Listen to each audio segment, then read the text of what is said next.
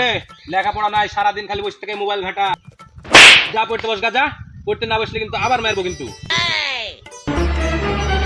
কি রে তুই ছেলেটাকে এভাবে মারছিস কেন? দেখো আব্বা, তোমার বেটা লেখাপড়ার কোনো নাম নাই, সারাদিন বসে থেকে খালি মোবাইল টিপে।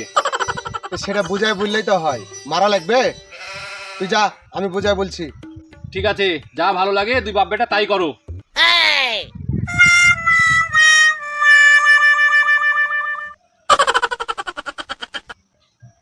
বেটা, তোর বড় ভাইয়ের আর আমার স্বপ্ন তোকে লেখাপড়া শিখায় মানুষের মতন মানুষ করে। अच्छा আমাদের স্বপ্নটা তো পূরণ করা দরকার। ठीक है একটু মন দিয়ে লেখাপড়া কর। समझ गया আব্বা, সব কথাই তো আমি বুঝলাম, কিন্তু লেখাপড়া যে আমার মাথাতে একবারে ঢুকে না।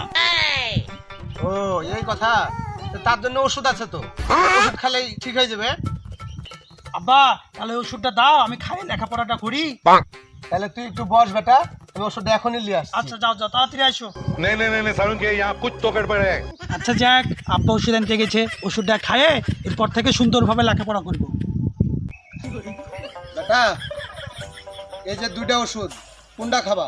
এটা খাবা না এটা খাবা? अरे बाप